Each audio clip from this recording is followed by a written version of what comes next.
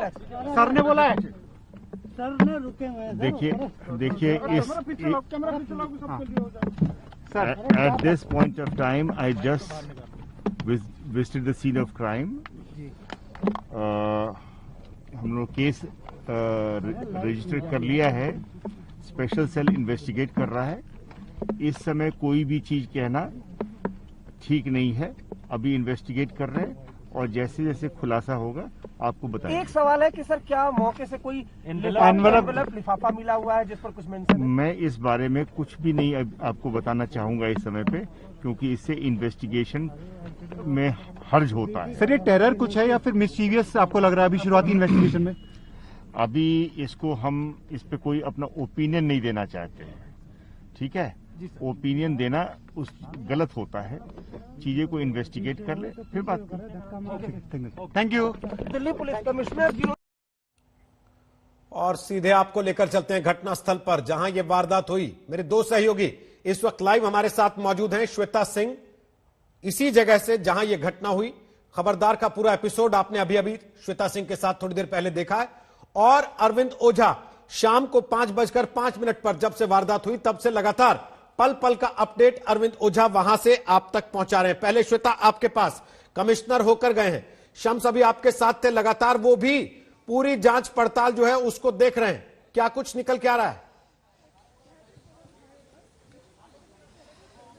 देखिए, अब हम इतना कह सकते हैं यहां से रोहित कि बहुत मुश्किल नहीं होगा उन हमलावरों के बारे में जानकारी हासिल करना। ये समूची सड़क देख लीजिए आप, यहां से इसी जगह पे जहां पर अभी आपको लोगों का जमावड़ा दिख रहा है, ठीक उसी जगह पर वो धमाका हुआ था और उससे अभी से कुछ देर पहले तक उसे कॉर्डन रखा गया था, वहीं से सारे सैंपल्स कलेक्ट किए गए हैं। वहां जो धमाका हुआ था रोहित, उससे दूसरे छोर पर खड़ी, दूसरे सड़क के दूसरी साइड खड़ी गाड़ियों पर वो पूरी उन पर असर पड़ा था और उन सभी गाड़ियों को वहां से हटाया गया है। लेकिन हम इसीलिए कह रहे हैं क्योंकि बहुत ज्यादा दिक्कत नहीं होगी, क्योंकि ठीक दूसरी तरफ जो इजरायली एम्बेसी है वहां पर भारी मात्रा में जो सर्वेलेंस कैमरास होते हैं, जो सीसीटीवी कैमरा होते हैं, वो लगे होते हैं। इसके आगे ब्राजील एम्बेसी जो कि सिर्फ 70 मीटर की दूरी पर है, वहां पर भी वो सारे सर्वेलेंस कैमरे लगे हुए हैं।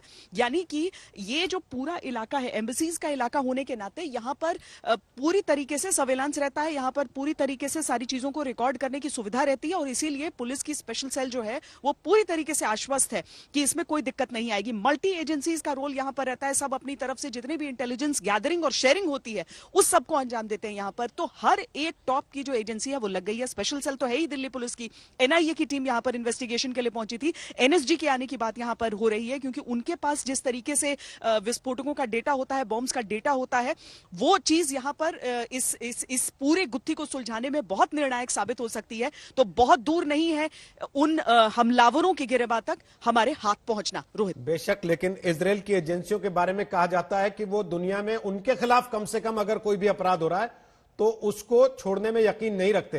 भारतीय एजेंसियों के लिए चुनौती होगी कि उनसे पहले इसका खुलासा किया जाए, सब कुछ सामने लेकर आ जाए, क्योंकि इजराइल ने भी कह दिया है कि वो इसे एक आतंकी हमला मान रहा है।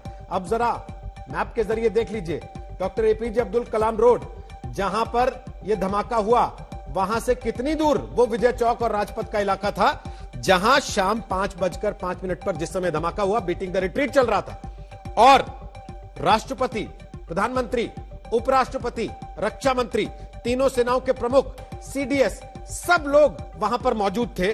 और अरविंद ओझा, 26 जनवरी के आसपास वैसे भी सुरक्षा इतनी चाक चौबंद रहती है, लेकिन 26 जनवरी को लाल किले पर घटना, उसके बाद आज 29 जनवरी को बीटिंग रिट्रीट के ठीक समय पर यहां बीटिंग रिट्रीट स्थल से महज 1.25 किलोमीटर के दायरे में यह घटना। सुरक्षा एजेंसियों को जवाब तो देना पड़ेगा, सवाल तो खड़े होंगे उन पर। जी बिल्कुल, सुरक्षा एजेंसियों को जवाब भी देना पड़ेगा और सवाल भी खड़े होंगे। जहां इस वक्त मैं मौजूद हूं रोहित, यही कमिश्नर आए थे और उन्होंने ये बयान दिया कि हमने केस दर्ज कर लिया है, स्पेशल सेल मामले की जांच करेगी।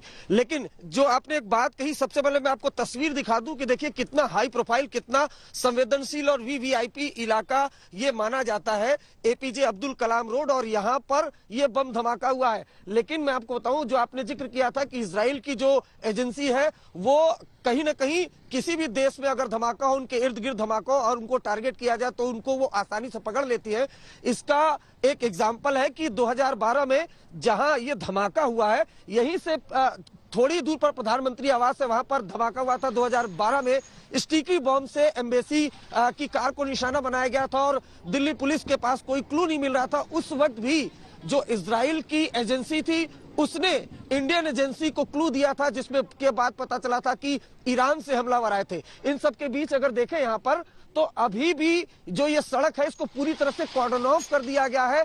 सिर्फ इस सड़क पर अब दिल्ली पुलिस के जो अधिकारी हैं रोहित, वही आ जा सकते हैं, अन्यथा कोई नहीं आ सकता। और यहीं से थोड़ी दूर पर जो बम धमाका हुआ 5:05 पर एक लिफाफा भी मिला है दिल्ली पुलिस के अधिकारियों को, जिसमें कुछ लिखा हुआ है। कंटेंट क्या है इसके बारे में अभी जानकारी नहीं मिली है, लेकिन लिफाफे को अपने कब्जे में दिल्ली पुलिस के अधिकारियों ने ले लिया है और उसकी जांच कर रहे हैं। अभी तक की जो जांच है उसके मुताबिक ये आईईडी था, इम्प्रोवाइज एक्सप्लोसिव डिवाइस, जो लो इंटेंसिटी का था। पूरे इलाके की छानबीन की गई, दूसरा कोई बॉम्ब नहीं मिला, कोई आईईडी नहीं मिला। लेकिन दिल्ली पुलिस कमिश्नर ने आज तक के कैमरे पर यह दावा किया है कि केस दर्ज कर लिया है और खुलासा वो जल्द कर देंगे।